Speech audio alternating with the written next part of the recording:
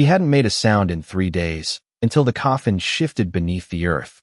The wind moved low across the cemetery, carrying the scent of damp soil and cold pine, the kind that clung to your lungs and stayed there, heavy, like something unspoken.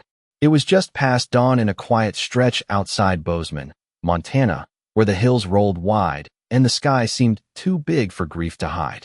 Rows of headstones stood in silence, pale and patient, but at the far edge of the grounds, near a fresh mound of dark soil, something refused to rest. A German shepherd lay pressed against the ground, his body still, ribs rising slow and shallow, as if even breathing had become a burden. His name was Rex. His coat, once a strong sable sheen, now dulled by dust and sleepless nights, clung close to his frame. His ears didn't twitch at passing birds. His eyes didn't follow the drifting clouds. They stayed fixed downward, as if listening, as if waiting. 3 days earlier, they had buried Lily Walker. 8 years old. Small hands. Quiet laugh. The kind of child who spoke softly but made the world feel louder just by being in it. The service had been short. Too short. A white coffin lowered gently into the earth while her father stood a few feet back, unable to step closer. Ethan Walker, former U.S. Marine, stood tall even in grief, shoulders squared out of habit, not strength. His right arm hung stiff at his side, the sleeve pulled just enough to reveal the faded ink beneath. An old tattoo of a dog, a younger Rex, etched there years ago overseas. A promise. A bond. Something that was never supposed to break. He hadn't cried at the funeral. Not when they lowered her. Not when the last shovel of dirt fell. But he hadn't spoken either. Not to the priest. Not to the neighbors. Not even to Rex. And Rex hadn't left. Not once. Day turned to night. Night turned cold. Frost settled across the grass like a quiet warning, but the dog remained, his body curled beside the grave, nose pressed to the soil as if it still carried her scent. People came and went at first. They whispered. They pitted. Then they stopped coming. But Rex stayed. On the third morning, the rumble of engines broke. The silence. A group of bikers rolled slowly along the gravel road bordering the cemetery, their leather jackets worn, their presence loud against the stillness. They weren't here for trouble, just passing through. But one of them, Jack Carter, noticed the dog. Not because it moved, but because it didn't. Jack slowed his bike, eyes narrowing slightly as he watched the shepherd lying unnaturally still beside a fresh grave. "That ain't normal," he muttered, cutting the engine. The others followed, boots crunching against gravel as they approached. Rex didn't react at first. No growl, no bark, just silence. Then his ears lifted. Just slightly. A shift so small it might have been missed if you weren't looking. Jack stepped closer, careful now, something in his chest tightening without reason. "Hey, boy," he said low, not reaching out, just observing. That's when Rex moved. Not toward him. Not away. Down. His paw scraped once against the soil. Then again. Slow. Intentional. And then, he let out a sound. Not a bark. Not a whine. Something deeper. Something deliberate. Jack froze. Because beneath his boots, faint and distant, something answered back. A soft, hollow knock.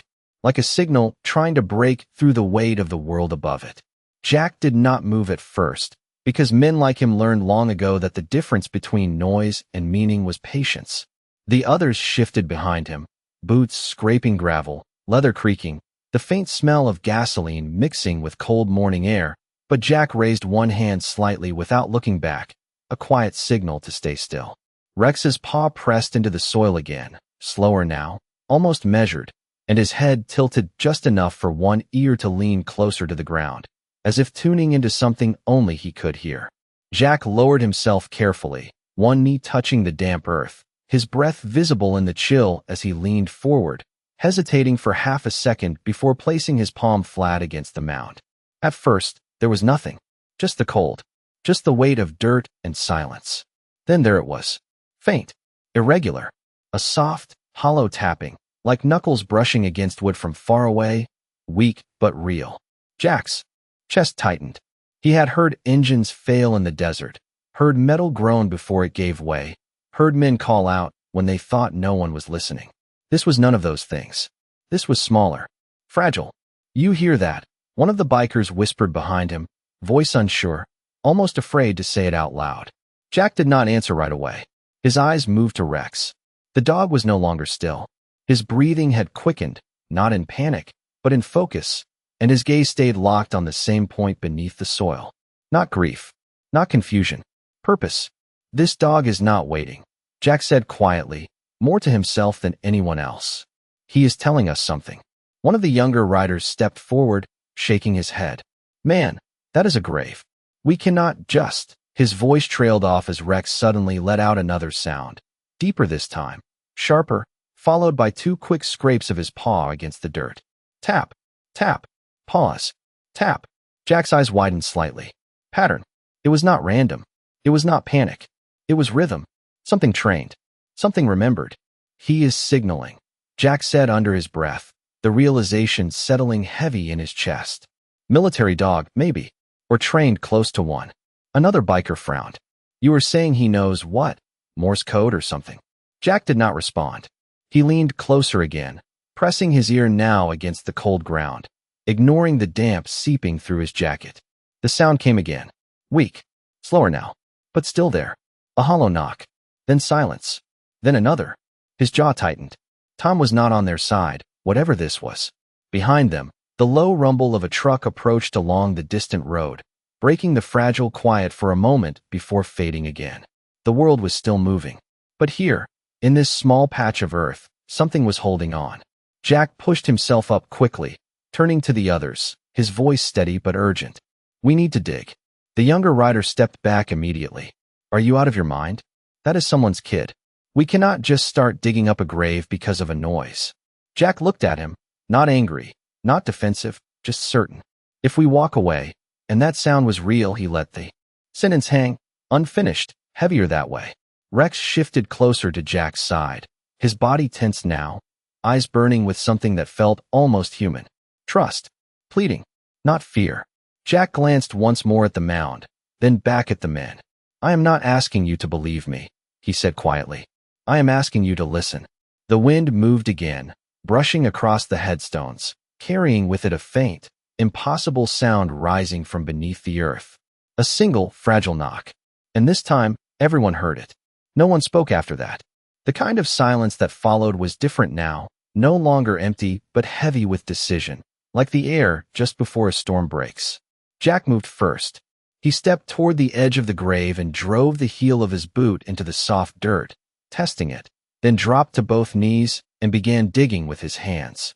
The soil was still loose from the burial, damp and cold, clinging beneath his fingernails as he worked faster than reason would normally allow. For a moment, the others just watched, caught between doubt and something they did not yet have a name for. Then Rex lunged forward, not aggressively, but urgently, his paws tearing into the earth beside Jack, faster, stronger, as if time itself had a scent and he could smell it slipping away. Damn it, one of the bikers muttered, shaking his head before stepping in. He pulled off his gloves and dropped beside them. If we are wrong, we fix it. If we are right, he did not finish. He did not need to. Soon there were 4 of them digging, hands moving in rhythm, dirt piling behind them in uneven mounds, breath turning sharp in the cold air. The sound beneath the ground came again. Fainter now. Slower. But still there. Each knock weaker than the last. Jack felt it more than heard it this time. A subtle vibration against his palm as he cleared another layer of soil. His heart began to pound, not with fear, but with urgency sharpened into focus. Keep going, he said, voice low but firm. Do not stop. Rex let out a short, strained sound, his body tense, ears pinned forward, every movement precise, purposeful. He was not digging blindly. He was digging toward something. The earth gave way, inch by inch until Jack's fingers struck something solid. Wood. He froze for half a second, his breath catching, then brushed the dirt away carefully, revealing the top of the coffin. The others stopped too, their hands hovering, suddenly aware of the line they had crossed. This was no longer a question. This was real. Jack pressed his ear briefly against the wood. Nothing. Then, a faint, hollow sound. One last knock. Softer than before. Almost gone. We are not too late. He whispered, though he did not know if that was true. Not yet. Help me clear it. They worked faster now, hands shaking, clearing dirt from the lid, exposing the full outline of the small coffin. Rex stood at the edge, his body trembling, not from fear, but from something deeper, something that looked dangerously close to hope. Jack found the handle and pulled, but the weight of the earth still pressed down from the sides. "We need leverage," one of the men said, already reaching for a metal bar from his bike. The seconds stretched thin, every movement suddenly too slow against the quiet ticking of something unseen. Jack placed both hands flat on the wood, leaning close, his voice steady but urgent. "Hey, if you can hear me, we are here." The wind stilled, as if the world itself was listening. For a moment, nothing answered. Then, barely there, like the faintest echo of life refusing to disappear, a soft, fragile tap came from inside. Rex let out a low, broken whine, stepping closer, his nose pressed to the lid, his entire body leaning toward the sound. Jack closed his eyes for a brief second, just enough to steady himself, then opened them again, sharp and certain. "On 3, he said. "We open it. 1, 2, 3. Jack's voice was steady, but beneath it there was something raw, something human, something that understood the weight of what they were about to do. Together, they pulled. The lid resisted at first, the earth still pressing in from the sides, the seal of burial not meant to be broken so soon. Then it gave. Not violently, not loudly, just enough. A thin shift, a breath of air escaping from a place that should have held none. Rex let out a sharp, urgent whine, his paws bracing against the edge as if he would tear the rest open himself if he had to. The men adjusted their grip and lifted again, this time with more force, more certainty, until the lid tilted and slid aside just enough to reveal the darkness within. For a moment, no one moved. Not because they were afraid, but because something deeper had taken hold. The kind of pause that comes when truth stands at the edge of being seen. Jack leaned forward first, his hands steady despite the cold biting into his fingers. His eyes adjusted slowly to the dimness inside the coffin. A small figure lay there, still, wrapped carefully, just as they had left her days before. Lily, her face pale, peaceful, almost unchanged. For a heartbeat, it felt like nothing had been different at all, like this had been a mistake, like grief had played a cruel trick. Then, Rex moved. He lowered his head gently, pressing his nose close to the opening, not touching, just breathing in, searching, waiting. Jack followed his instinct. He leaned closer, closer than comfort would normally allow, until he could feel the faintest whisper of air against his cheek. So light it could have been imagination. Except it was not. His breath caught. "Wait," he whispered, his voice barely there. One of the bikers shifted beside him. "What is it?" Jack did not answer right away. He placed 2 fingers near the edge of the girl's small hand, hovering just above, not pressing, not disturbing. Watching, hoping. For a second, nothing happened. Then there, the smallest movement. Not a twitch, not a reflex. Something slower, intentional. A faint curl of a finger, as if reaching through a dream. The world seemed to stop around them. No wind, no distant engines. Just that single, fragile motion carrying more weight than anything they had seen before. Rex exhaled sharply, a sound that was almost a sob, his entire body shifting forward, his eyes locked onto hers as if willing her back. Jack pulled back slightly, his voice rising now, urgency breaking through the calm. "She is alive." The words did not sound real at first. Too simple, too impossible, but they were true. One of the men stumbled back a step, running a hand through his hair. That cannot be." "It is," Jack said, sharper now. "She is breathing. Barely, but she is." The moment snapped into motion.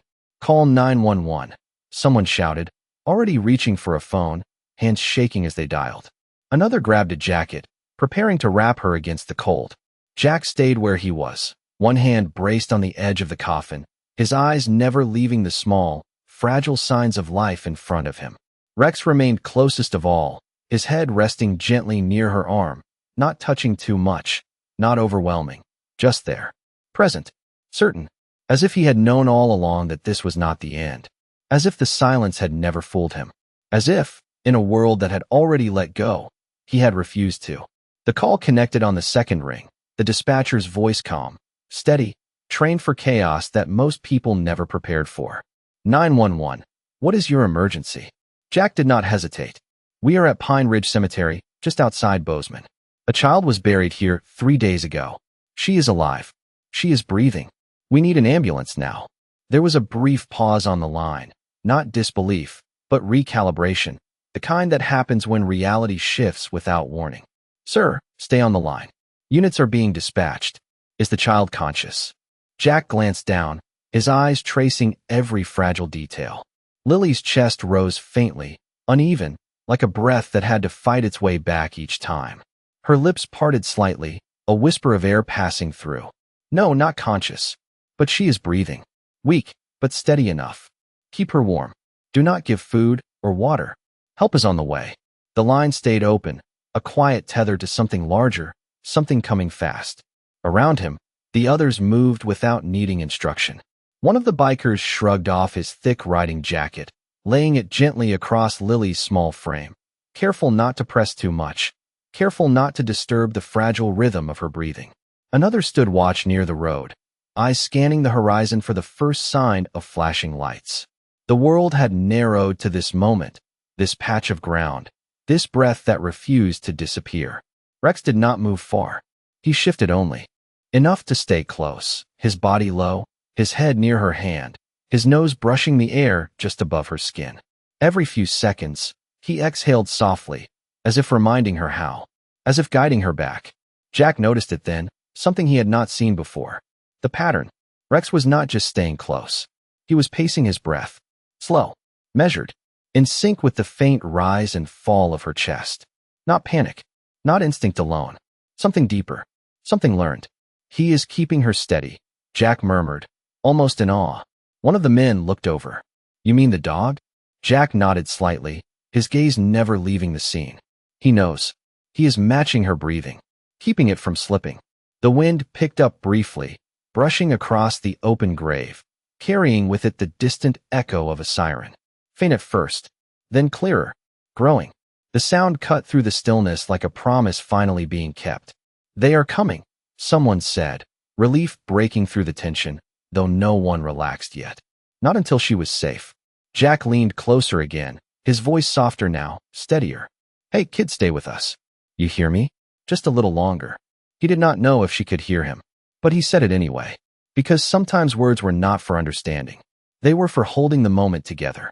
Rex's ears flicked at the sound of the siren, but he did not pull away. His focus never broke. His eyes stayed locked on Lily, unwavering, unblinking, as if the rest of the world had already faded. The ambulance crested the hill minutes later, lights flashing against the pale morning sky, tires crunching fast over gravel as it pulled to a sharp stop near the cemetery gate. Doors opened. Footsteps rushed. Voices called out. Controlled. Urgent. Alive. Two paramedics moved quickly toward them, their expressions shifting the moment they saw the open grave, the small coffin, the child inside. What happened? One of them asked, already kneeling, hands moving with practiced precision. Jack stepped back just enough to give them space. She was buried, but she is still here. The paramedic did not question it. There was no time for that. He checked her airway, her pulse, his movements quick but careful, his focus absolute. Then he looked up, eyes sharp. We have got something. It is faint, but it is there. Let us move. The moment shifted again, from discovery to rescue. And as they carefully lifted Lily from the coffin, wrapping her securely, protecting every fragile breath, Rex stepped back for the first time. Not because he wanted to, but because he knew. The fight was no longer his alone. And still, he did not take his eyes off her. Not even for a second. The doors of the ambulance closed with a firm, final sound that seemed to seal the moment, and for a brief second, everything outside of it felt distant, muted, like the world had stepped back to make room for what came next. Inside, the space was tight, filled with controlled urgency, the sharp scent of antiseptic mixing with cold air still clinging to their clothes. Lily lay secured on the stretcher, wrapped carefully, her small body barely shifting beneath the layers meant to keep her warm. One paramedic adjusted the oxygen mask gently over her face, his movements precise, practiced, while the other monitored her pulse, eyes locked on the faint rhythm that flickered like a fragile signal refusing to fade. Stay with me, kid, he murmured, not expecting a response, but offering something steady to hold on to. Outside, Jack stood still for a moment, watching through the narrow window as the team worked, his hands dirt-stained, his breath still uneven from everything that had just happened. Around him, the other bikers had gone quiet, their earlier hesitation replaced with something heavier, something closer to respect. Not for him, not even for each other, but for what they had just witnessed. Rex stood closest to the ambulance, his body tense, ears forward, eyes fixed on the movement inside, as if distance meant nothing. When the engine roared to life, he flinched, just slightly, then stepped forward, ready to follow. "Hey," Jack said softly, reaching out but not grabbing, just guiding. "Easy." Rex did not resist, but he did not relax either. His gaze stayed locked on the vehicle as it began to pull away, gravel crunching beneath the tires, siren rising again into the morning air. Without thinking, Jack turned and jogged toward his bike. "We are not done," he called over his shoulder. "We follow." The others did not question it this time. Engines came alive one by one, the low rumble building into something steady, something purposeful. Within seconds, they were moving, a loose formation trailing behind the ambulance as it cut through the quiet roads toward the hospital miles away. The ride felt longer than it was. Each mile stretched thin, measured not in distance, but in breath, in the unknown space between what had been and what might still be saved.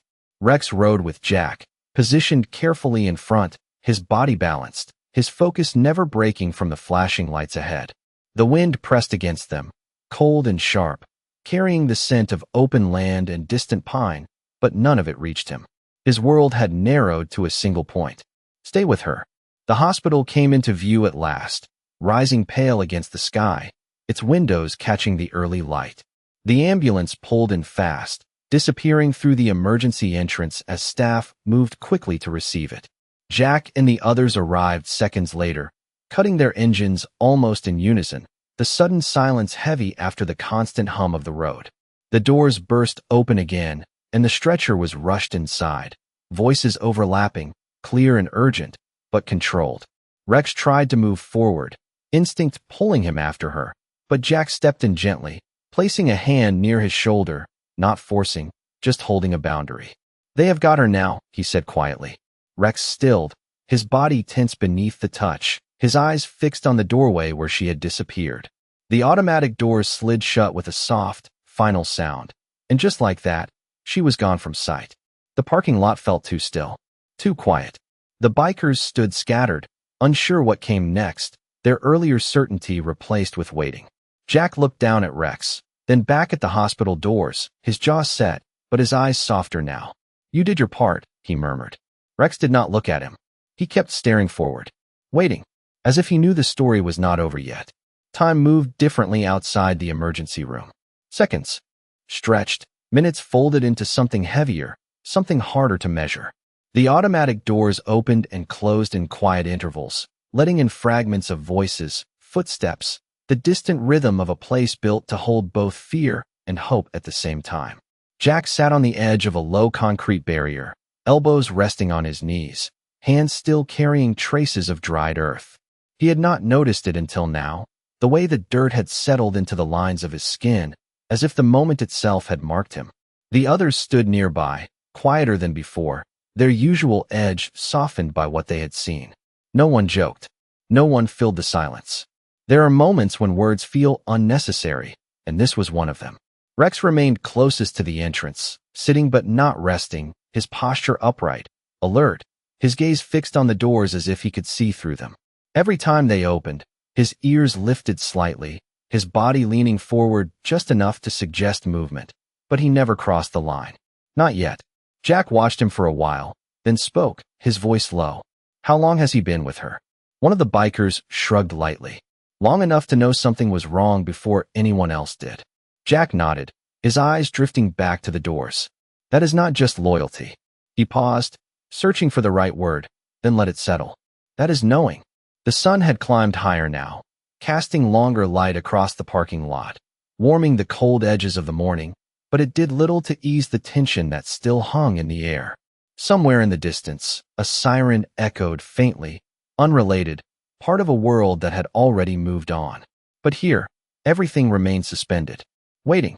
After what felt like hours, though it had likely been less than one, the doors opened again, slower this time. A doctor stepped out, removing his gloves as he walked, his expression focused, measured, not rushed, not alarmed, but not relaxed either. Jack stood immediately, the others following without hesitation. Rex was on his feet before anyone else, his body leaning forward, eyes locked on the man as if searching for something beyond words. The doctor approached them, glancing briefly at the group before settling his attention on Jack, sensing, perhaps, who had taken the lead. "You were the ones who brought her in?" he asked. Jack nodded once. "Yes, sir." The doctor exhaled slowly, not out of exhaustion, but out of careful thought. "She is alive," he said, the words simple, but carrying a weight that shifted the entire moment. A breath released from the group, quiet but collective. Something held too long finally let go. But the doctor continued.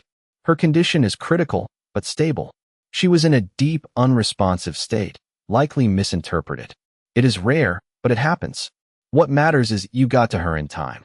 Jack absorbed the words, letting them settle, then asked the question that had been building since the beginning. "Will she wake up?" The doctor hesitated, not out of doubt, but out of honesty. "We believe she has a chance. A real one. But it will take time." Rex stepped forward then, just one step, his movement quiet but unmistakable. The doctor glanced down at him, his expression shifting slightly, curiosity mixing with understanding. "That dog was with her?" Jack nodded again. "He never left." The doctor looked at Rex for a moment longer, then back at the group. "Sometimes," he said softly, "the body listens to things we do not fully understand." Rex did not move again. He simply stood there, eyes steady, as if he had already heard what he needed to hear. And somewhere beyond those walls, in a quiet room filled with soft machines and measured breaths, something small and fragile was still holding on. The hallway beyond the emergency doors carried a different kind of quiet, one that softened footsteps and lowered voices, as if even sound itself understood the need to be gentle. Hours had passed, though none of them had kept track. The sun had shifted across the sky, and the light filtering through the high windows now held a warmer tone, brushing pale gold across the sterile floors. Jack had not left. Neither had the others. But it was Rex who held the stillness most completely, lying now just outside the threshold he had not crossed, his head resting on his paws, eyes half open but never unfocused. Waiting, not with anxiety, but with something steadier. Faith, perhaps. A nurse approached slowly, her steps measured, her expression kind but observant. She glanced at the group, then down at Rex, her gaze softening. "Is he with the little girl?" she asked quietly. Jack nodded, since before anyone knew she was still here. The nurse paused, then gave a small, understanding nod. "The doctor said she is being moved to a quieter room. They are monitoring her closely." She hesitated for a moment, then added, "You can come see her. Just one or two at a time." Jack did not move immediately. His eyes shifted to Rex. The dog had already lifted his head, ears slightly forward, as if he had heard something beyond the words spoken. "He goes first," Jack said simply. The nurse blinked once, surprised, then looked down again at the shepherd. There was no hesitation in Rex. No confusion, only quiet certainty. After a brief pause, she stepped aside. "All right," she said softly, but slowly. The door opened with a soft mechanical hum, and Rex stepped forward, his movement calm, controlled, each step deliberate as he crossed into the hallway. The air inside carried a faint hum of machines, steady and rhythmic, like a distant heartbeat echoing through the space. The room was at the end of the corridor, partially lit, the blinds drawn halfway to soften the afternoon light. Inside, Lily lay still on the bed, smaller somehow than before, surrounded by quiet monitors and gentle sounds that marked time in a different way. Rex paused at the doorway, just for a second, as if confirming what his senses had already told him. Then he moved in. Slowly, carefully. He approached the side of the bed, his head lowering, his nose hovering just above her hand. The same hand that had moved, barely, in the cold darkness beneath the earth. He did not touch her right away. He simply breathed. In, out, measured, familiar. The room held its breath with him. Jack stood just behind, silent, watching, his arms at his sides, the faint outline of the tattoo on his right arm catching the light. He had seen many things in his life. Moments that tested strength. Moments that demanded action. But this was something else. Rex shifted closer, finally resting his head gently against the edge of the bed, his eyes never leaving her face. Seconds passed, then a minute. Nothing changed. And yet, everything felt different. The machines continued their steady rhythm. The light remained soft. The air still. Then, so small it could have been missed. Lily's fingers moved. Not much. Just a slight curl, a faint response, like a signal sent across a distance too great to measure. Rex did not react with excitement. He did not bark or jump. He simply stayed there, his presence unwavering, as if this was exactly what he had been waiting for. Jack exhaled slowly, a breath he had not realized he had been holding. Behind him, the nurse covered her mouth gently, eyes wide but quiet. And in that room, without noise, without spectacle, something fragile began to return.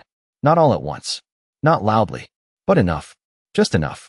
Evening settled gently over the hospital, the kind of quiet that felt earned rather than given, as if the day itself had fought hard to arrive here.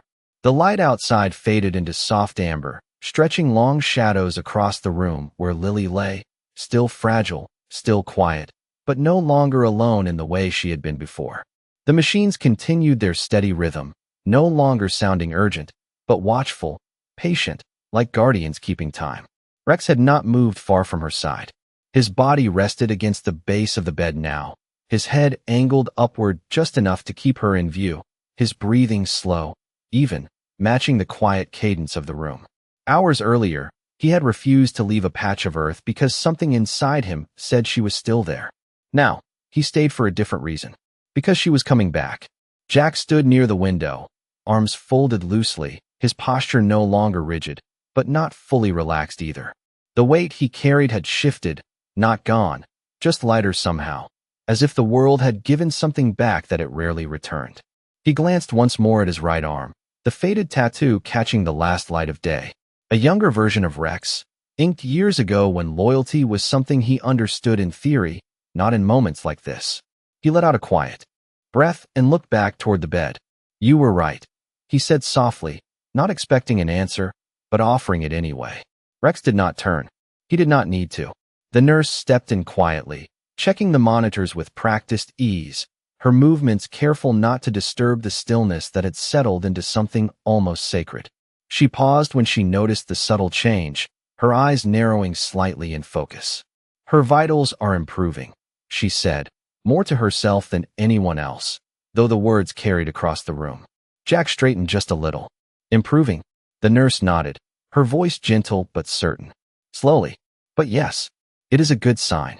Rex's ears lifted at the sound, just slightly, his attention sharpening, his presence tightening in a way that spoke of recognition, not surprise. As if he had already known this would come. Time moved forward in quiet increments after that. Minutes passed, then more. No sudden changes. No dramatic moments. Just small, steady progress, the kind that builds without announcing itself. Until it happened again. Lily's fingers shifted.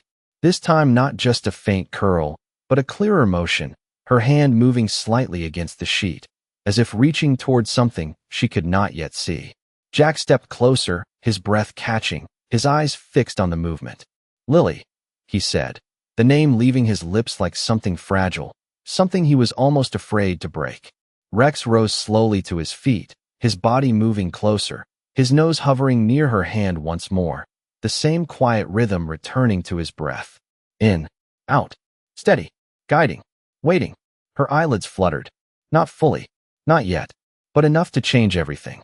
A small, trembling motion, like the first light before dawn. The nurse turned quickly, her hand already reaching for the call button, her voice calm, but filled with purpose. "Doctor, we need you in here." Footsteps approached down the hall, quick but controlled, the room filling again with movement, with attention, with the careful energy of something returning. Jack did not move back this time. He stayed where he was, close enough to see, close enough to believe it. Rex remained beside her, unwavering, his presence constant, his eyes fixed on hers as they struggled slowly, gently, toward the light. And in that quiet space, without noise, without anything grand or loud, the truth settled in. She had not come back because of luck. She had not been found by chance. She was here because something had refused to let her go. And sometimes that was enough.